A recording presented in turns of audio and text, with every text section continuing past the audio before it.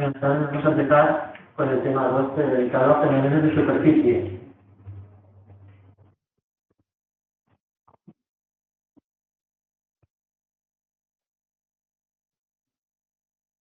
Bien, veremos qué se entiende por fenómenos de superficie, algunas definiciones, tipos de absorción. Después hablaremos de las llamadas isotermas de absorción. Son ecuaciones que van a regir los fenómenos de absorción. Se llaman isotermas porque vamos a considerar siempre para cada ecuación que las temperaturas son constantes. ¿De acuerdo? Bien, tradicionalmente se les llama isotermas, podría llamarse ecuaciones. Es decir, no quiere decir que el hecho de que la temperatura sea constante sea más importante en esta rama que en otras ramas de la física o de la física-química, puesto que en muchos sitios hemos visto ecuaciones que son isotermas. Sin embargo, no les llamamos así, ¿de acuerdo? Hay muchas ecuaciones que hemos visto que son constantes y les llamamos ecuaciones. Pues aquí se les llama isotermas, simplemente. Bien, veremos los fenómenos de absorción de gases sobre sólidos, de líquidos sobre sólidos, y la absorción sobre superficie líquida.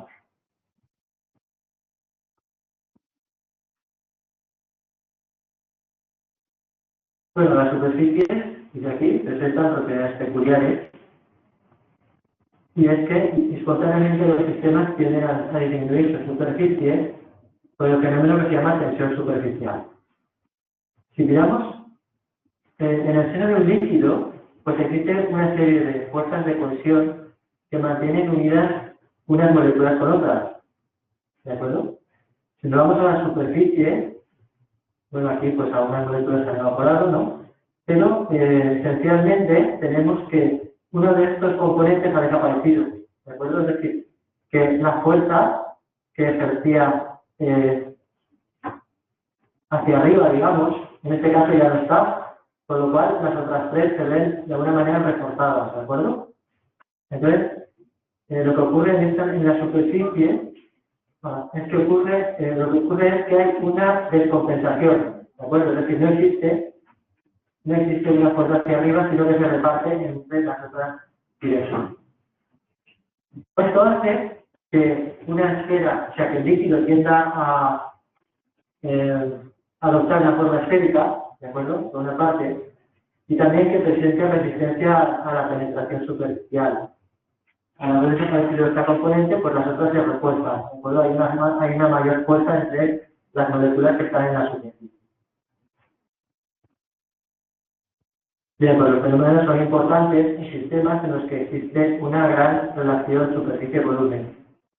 Entonces, se estudian fenómenos de absorción, de catálisis, emulsiones, coloides. Y, bueno, hay que decir que son característicos de fases condensadas. No hay superficies que delimiten fases gasosas.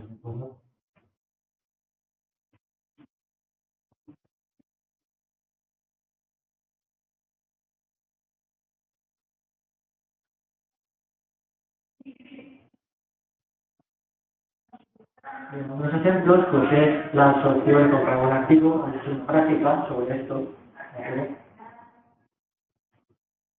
Otro ejemplo es, aquí tenemos la catálisis heterogénea de la reacción de la hidrogenación de los dos enlaces de un alqueno. En primer lugar, las moléculas de hidrógeno se absorben sobre la superficie del catalizador y se separan, se disocian. Las moléculas del alqueno también se absorben en la superficie. Entonces, el doble enlace se puede romper fácilmente en estas condiciones y entonces uno de los átomos de carbono queda unido a la superficie, realmente a uno de los átomos de la superficie, de acuerdo, puesto, mientras que el otro carbono capta un hidrógeno que estaba sobre la superficie, y el último paso, pues, digamos que sobre la superficie choca un carbono con un hidrógeno y se lo queda, ¿vale? Entonces se desprende. ¿Vale? Entonces es un fenómeno de cataclismo, en el que esta sustancia, el alqueno, pues tiene una mayor tendencia a estar absorbida que lo que es el alcano. De los más ejemplos, pues es el uso de Chartreuse en detergentes, ¿no?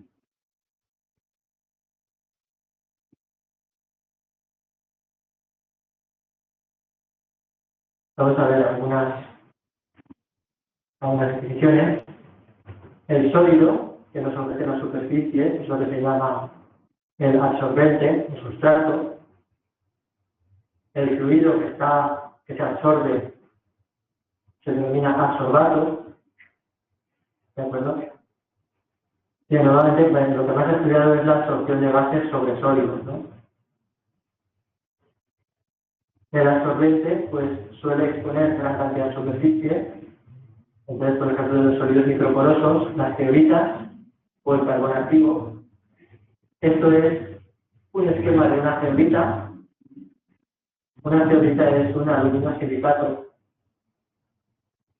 En esta representación, los vértices de estos poliedros representan átomos de azufre, de sílice o de aluminio, y estas aristas son fuentes de oxígeno, es decir, habría que representar en el centro de estas aristas un átomo de oxígeno. De manera que se forman aquí unas capas, unos poliedros, unos huecos, pero los más importantes huecos son los que tienen lugar fuera de estas capas, porque aquí tienen acceso moléculas de gas, moléculas de líquido que se alojan en el interior de la zeolita. ¿De acuerdo?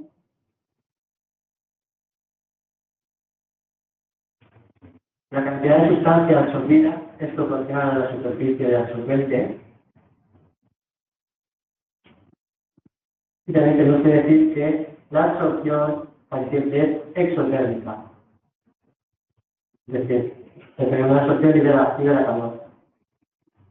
Veamos, la absorción es un proceso espontáneo, porque si no habría absorción, ¿de acuerdo? En la absorción las moléculas se ordenan, ¿de acuerdo? Respetan su libertad, por lo tanto, delta S es menos que cero. Si tenemos la ecuación de delta G es igual a delta H menos delta S. Entonces tenemos que hacer esto negativo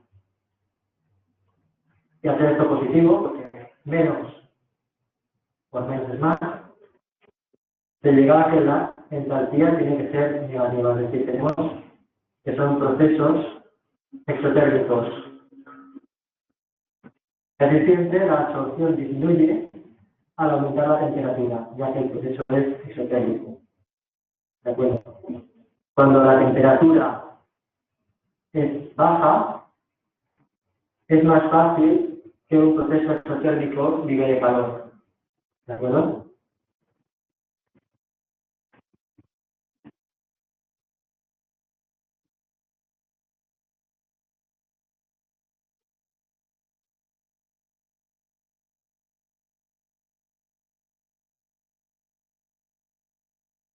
Hay dos tipos fundamentales de absorción: la absorción física o fisisorción y la absorción química o quimisorción.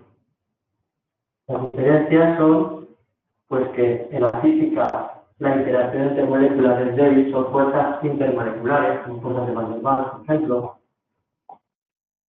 mientras que en la absorción química se produce interacciones fuertes entre las moléculas y se forman enlaces químicos. Esto implica que la entalpía de absorción es mucho menor en el caso de la absorción física que en el caso de la química. Algo así como un orden de magnitud. ¿De acuerdo? En la fisisorción tenemos entre 20 y 40 kJ y la quimisorción pues entre 100 y 500 kJ negativos. Son fuerzas de enlace químico, ¿no?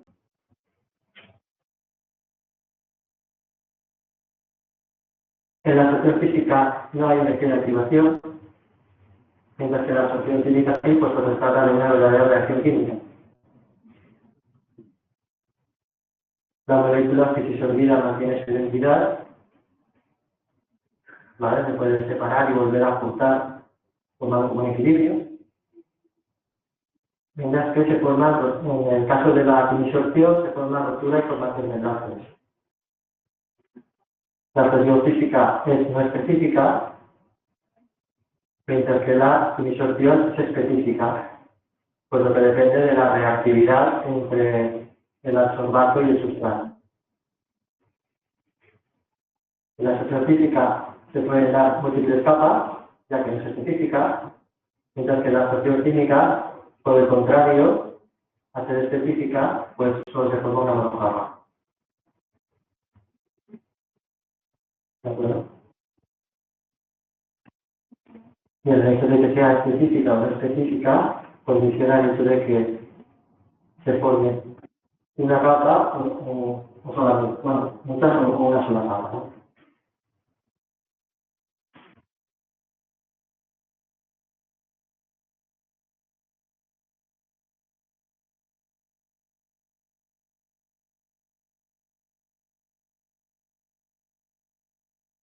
Imaginemos en un recipiente cerrado con gas a una presión inicial de subir, una superficie limpia y aquí vamos a suponer una superficie activa, ¿de acuerdo? Capaz de absorber. Entonces, cuando se alcanza el equilibrio, pues una parte de las moléculas que van a seguir rebotando, pues se queda sobre la superficie, ¿de acuerdo? Entonces, ¿qué pasa? Hay menos moléculas rebotando contra las paredes, la presión disminuye. La presión de equilibrio va a ser menor que la presión que teníamos inicialmente.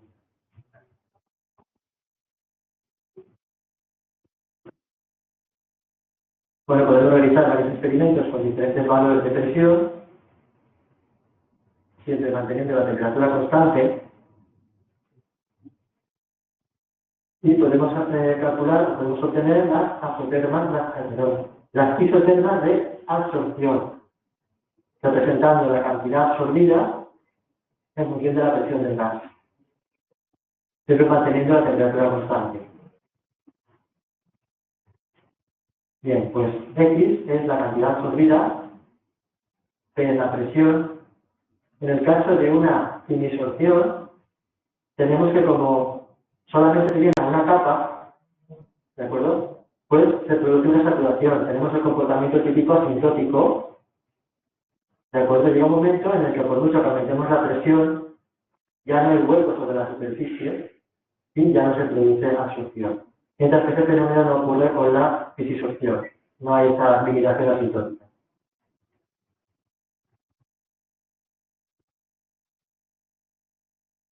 Si tuviéramos una disolución, en vez de una fase gaseosa, pues aquí representaríamos concentración en vez de cantidad absorbida. No, perdón. En vez de presión. O sea, sustituiríamos esto de aquí, ¿de acuerdo? Sustituiríamos presión por concentración. Y la cantidad absorbida, pues sería la cantidad absorbida igual, ¿de acuerdo? ¿Cómo expresamos esta cantidad absorbida? Pues se puede expresar de muy diversas maneras. Moles absorbidos por masa de absorbente, volumen de gas absorbido por masa de absorbente. En algún problema utilizaremos simplemente gramos absorbidos, es decir, no hay una magnitud única, constante, siempre para todos los problemas, sino que nos adaptaremos a lo que ustedes, ¿de acuerdo?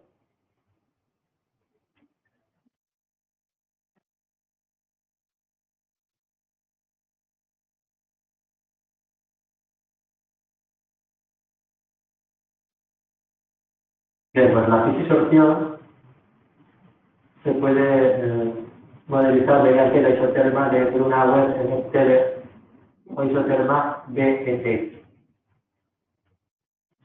Pero a mí me gusta contar una batallita sobre esto, y es que Teller y Teller, después de este trabajo, fueron resultados para el proyecto Manhattan, que sabéis que es el proyecto que hizo la primera bomba atómica. En cambio, Brunauer había militado en el de izquierda, entonces por eso hacía muy. Y luego, Teller fue el director del proyecto más tarde de la bomba H, la bomba de hidrógeno. ¿De acuerdo?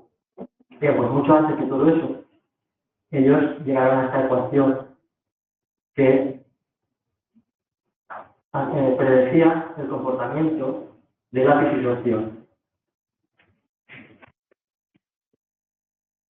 Entonces, P es la presión, X es la cantidad absorbida, esto es la presión de vapor del absorbato, y C,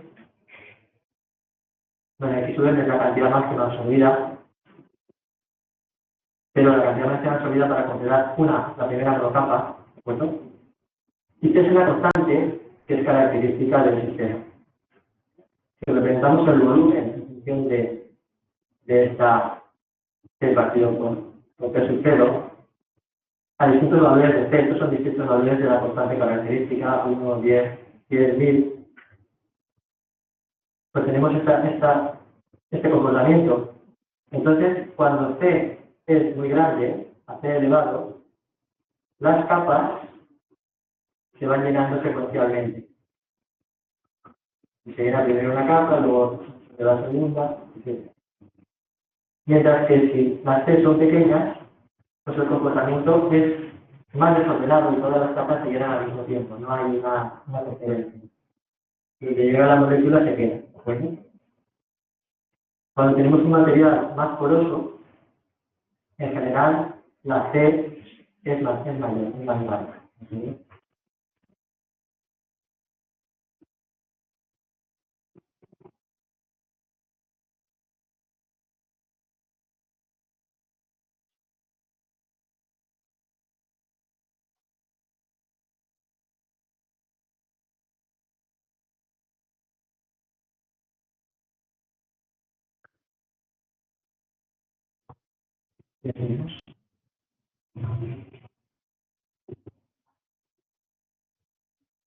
Y para resolver problemas de esta eterna, de DT, pues lo que vamos a hacer es escribir esto de esta manera, de acuerdo, que se parece a una ecuación lineal, que es representar en ordenadas la presión partida por X y la diferencia entre la presión de vapor y la presión actual, ¿no?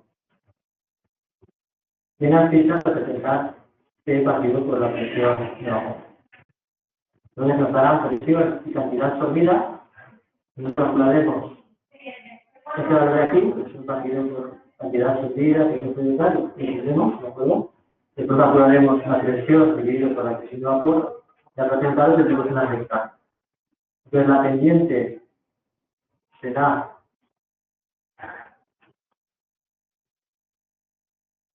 esto de aquí, P menos 1 partido por X sub n por C, y la ordenada en el origen será 1 partido por X sub n por C. ¿De acuerdo? Bien. Pues, si os dais cuenta, la pendiente es igual a C menos 1 multiplicado por la ordenada en el origen. ¿De acuerdo? Lo cual, luego veremos que esto en realidad es más fácil que calcular de lo que parece. Y nos vamos a hacer ahora un problema. Aquí tenemos la ecuación que tenemos que ajustar. Y el enunciado dice, los datos siguientes corresponden a la absorción de nitrógeno sobre rutilo, que es un óxido de titanio, a 75 Kelvin. Bueno, dice que a esta temperatura la presión de vapor de nitrógeno es de 570 milímetros de mercurio todas, ¿no? No todos son exactamente igual, milímetros de mercurio, pero creo que difieren en la milésima o la milésima, o algo así, con las definiciones internacionales. ¿No? Bien, pues vamos a suponer que son milímetros de mercurio. Bueno, los volúmenes de nitrógeno absorbido han sido corregidos a una atmósfera de 0 grados y hace referencia a un gramo de sustrato. Es decir, que no estamos a 75 Kelvin ni a esta presión, sino que lo que hacemos es convertir eso a condiciones normales, ¿no? Es como si nos dieran peso, prácticamente. Nos damos un pero al decirnos cuál es la cantidad. Es decir, al fijarnos esto, pues ya no tenemos que preocuparnos de la fusión normal, ¿no? Bueno, pues dice compruebe que la isoterma de BT describe correctamente la absorción en ese sistema, determinar los parámetros que suelen existir de dicha isoterma y calcular el área superficial de la muestra sabiendo que el área molecular del nitrógeno es de 0,162 nanómetros cuadrados. En realidad esta no es, no sé si está bien expresado, no es el área de la molécula de nitrógeno, sino que sería el área que una molécula de nitrógeno cubre sobre una superficie de una sustancia, ¿de acuerdo? Porque aquí tenemos presión y aquí tenemos X, en este caso el volumen, milímetros cúbicos. Entonces, pues, necesitamos calcular la ordenada y la abscisa. Entonces, aquí la tenemos, ¿de acuerdo? Bien, cuando salen valores de 10 a la menos 6, pues estamos aquí por 10 a la 6, ¿de acuerdo? Y ahora representar esto en función de esto, pues tenemos una ecuación lineal que da R cuadrado por 0,9 menos de 7, o sea que sí se ajusta a la isoterma BT. Y si ahora comparamos esta ecuación con esta de aquí arriba, pues T menos 1 partido por XMC sería la pendiente, sería los 1225,1, menos partido por XMC es la constante, la ordenada del origen 4,0561, con lo cual la pendiente es esta, la ordenada del origen es esto, como ya he dicho, la pendiente es T menos 1 multiplicada por la ordenada del origen, con lo cual podemos escribir que estos 1225,1 por la menos 6 es igual a T menos 1 por la ordenada del origen, y de ahí podemos despejar a C y luego a sustituir en esta ecuación podemos calcular la X-mente. Es decir, la cantidad máxima de absorbante en una capa, ¿no? Con lo cual la C igual a 302 es un número sin dimensiones y aquí sube 816 milímetros cúbicos. ¿De acuerdo? Es decir, que toda esa, o sea, que la cantidad, el volumen que queda absorbido máximo formando una sola capa es 816 milímetros cúbicos. Bien, y luego por último dice área superficial de la muestra, sabiendo que el área que cubre una molécula de nitrógeno es 0,162 nanómetros cuadrados. Bien, pues la superficie total será igual al número de átomos de nitrógeno que tenga absorbidos a esa superficie por la superficie que cubra una molécula de nitrógeno. Bien, el número de moléculas será el número de moles por el número de Avogadro. ¿Vale? Tenemos aquí. Y el número de moles, pues podemos suponer completamente real, que será P por V partido por RT. ¿De acuerdo? Utilizamos la ecuación de la semiquímica. Entonces, ya tenemos todo lo que tenemos aquí desconocido, podemos sustituir. Entonces, T, una atmósfera, ¿de acuerdo? Este V es el volumen que ocupa la primera capa, 816 milímetros cúbicos, pues lo ponemos así. Entonces esto lo podemos pasar a litros, sería un litro partido por 100 milímetros cúbicos, ¿de acuerdo? Y en el denominador tenemos R, 0,082 atmósferas por Kelvin, y la temperatura, que en principio vamos a tomar 0 grados, puesto que nos dicen que esas son las condiciones en las que los volúmenes han sido medidos. 273 Kelvin. Después, bueno, aquí le hemos dado la vuelta, hemos puesto la superficie que cubre la molécula de nitrógeno, que nos dice el enunciado que es 0,162 nanómetros cuadrados, y lo vamos a pasar a metros cuadrados. Un metro partido por nanómetros, todo eso elevado al cuadrado. Y por último ponemos el número de Avogadro, 6,022 por 23 entidades por mol. Vale. Entonces, atmósfera, se va con atmósfera, milímetro cúbico se va con milímetro cúbico, Pues tenemos litro se va con litro, este mol se va con este mol, este Kelvin se va con este Kelvin, ¿de acuerdo? Este nanómetro se va con este nanómetro y solamente quedan metros cuadrados, no son 3,53 metros cuadrados. ¿De acuerdo? Sería la superficie total.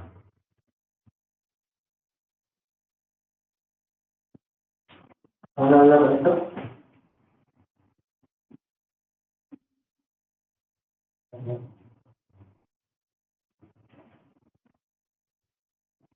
Pasamos.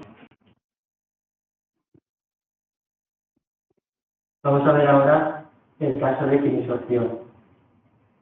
Entonces vamos a estudiar la isoterma del agua.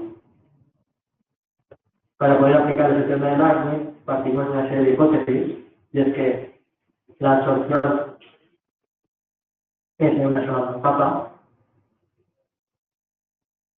todos los sitios son equivalentes y la superficie es uniforme, no existen interacciones entre las moléculas absorbidas, la interacción solamente se produce con la superficie, y bueno, definimos la fracción de superficie cubierta sigma como la cantidad de moléculas absorbidas partido por las máximas que se pueden absorber. Con lo cual, la fracción de S de superficie libre será 1 menos esta sigma. Si está en la superficie cubierta, pues la libre es 1 menos esta sigma. Bien, pues si tenemos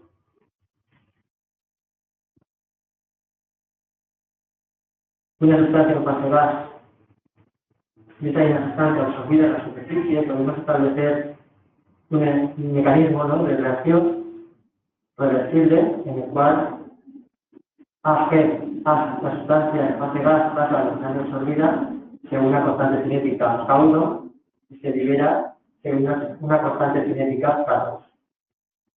Con lo cual, la velocidad en la que se produce la absorción, la velocidad en este sentido, de izquierda a derecha, será K1 multiplicado por la presión que tengamos por 1 menos sigma, es decir, por la fracción libre. Es decir, esto representa la fracción libre. La podemos cuantificar en forma de presión. ¿De acuerdo? Por otro lado, la velocidad en la que se produce la desorción, pues depende de la constante A2. ¿De acuerdo? Va en el otro sentido y depende de la fracción de superficie cubierta. Pues en el equilibrio, ambas son iguales, con lo cual podemos escribir que esto es igual a esto. Podemos quitar el paréntesis multiplicando K1P menos sigma por K1P y pasar todo lo que está multiplicando a sigma a la derecha, que queda esta expresión de aquí. ¿Entiendes? Pues simplemente es algo.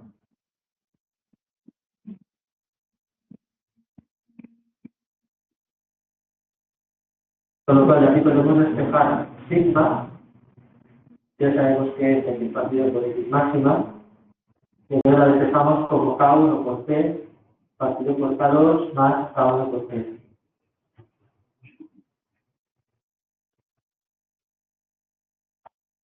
Sí, bueno, como este es un equilibrio, podemos definir una constante de equilibrio de desorción, que sería la constante cinética 2 partido por la constante cinética 1.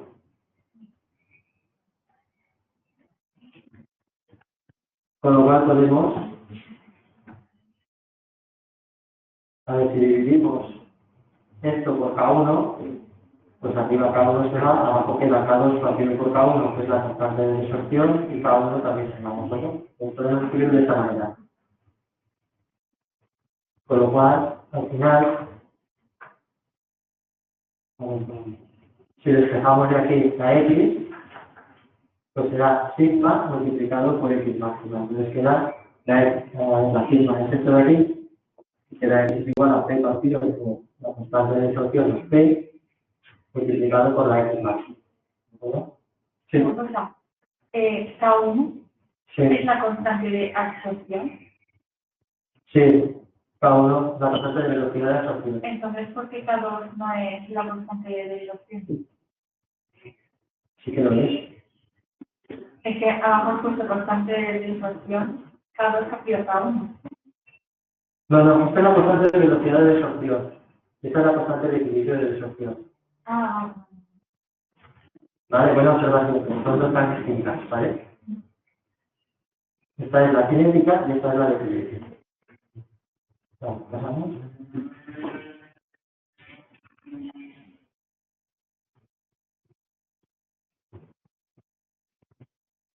Bueno, como ya hemos dicho, el sistema de Langmuir satisface el modelo de absorción en monocapa, aunque también podría utilizarse para disorción en el caso de que sea también una monocapa. No necesariamente podríamos restringirnos a disorción.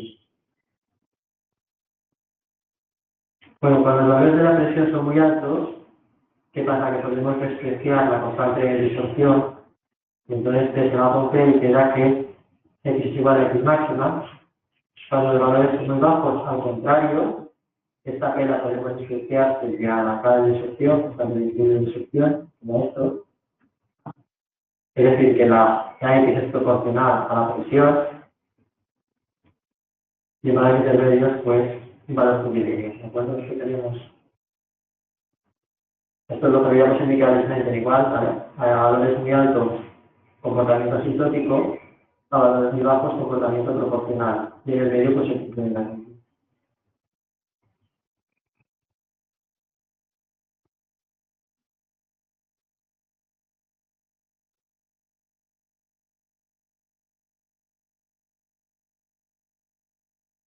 El sistema de Langmuir lo podemos linealizar tomando inversos,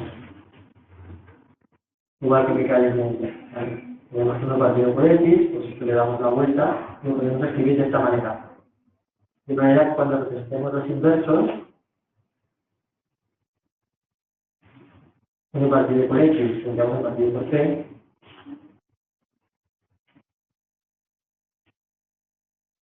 pues la pendiente será la constante de equilibrio de desorción partido por la cantidad de salida máxima y la verdad de origen, pues uno partido por la cantidad de salida máxima.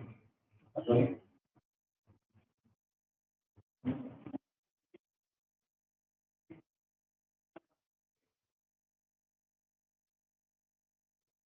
Entonces, este problema, la función de una muestra gaseosa con masa molecular de 64,5 gramos mol sobre carbón de madera a 0 grados dio los siguientes resultados. Tenemos aquí valores de presión en centímetros de mercurio y valores de cantidad absorbida en gramos, simplemente en gramos. Bueno, ¿a qué tipo de isotermas se ajustan estos datos? Determinar la fracción de superficie cubierta para cada presión y si el área de la molécula es 0,1 nanometros cuadrados, sería el área que la molécula es capaz de recubrir, no el área de la molécula, bueno, que probablemente sea lo de eso. ¿Cuál es la superficie que presenta el absorbente de centímetros cuadrados? Vale, pues lo representamos 1 partido por X, 1 partido por T, 1 partido por X, 1 partido por T, pues queda una recta con R cuadrado 0,914 y los puntos perfectamente alineados, ¿no? Con lo cual, 1 partido por X sub es la verdad en índice, la constante, y X sub será 5,033 gramos.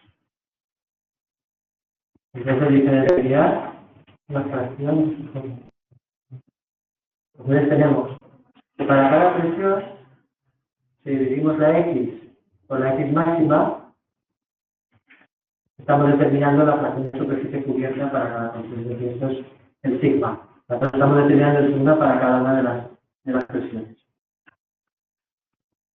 Y si la molécula es de 0,1 metros cuadrados, ¿cuál es la superficie que presenta la absorbente en centímetros cuadrados? Esto es igual que lo de antes. Obviamente, las superficies totales, el número de moléculas por la superficie de cada molécula, las superficies que contiene cada molécula, esto es el número de moles por el número de Avogadro, el número de moles es el número de peso en gramos, partido por la masa molecular, el peso en gramos lo hemos obtenido aquí, ¿de acuerdo? El máximo en gramos que puede absorber la superficie, que puede absorber la superficie, dividido por el 64,5, que es la masa molecular que nos ha enunciado, por el número de Avogadro, y esto multiplicado por la superficie, que nos tiene enunciado que es 0,1 nanómetros cuadrados, que lo podemos a centímetros cuadrados, por ejemplo, un centímetro de cada 7 nanómetros, todo eso lo va cuadrado y el resultado son 4,72 por cada 7 centímetros cuadrados, ¿vale? Ese es el área que presenta la absorbente. Bueno, cambiamos esto un poco y seguiremos con nuestro tema de Freud, que es la que vais a utilizar en la práctica.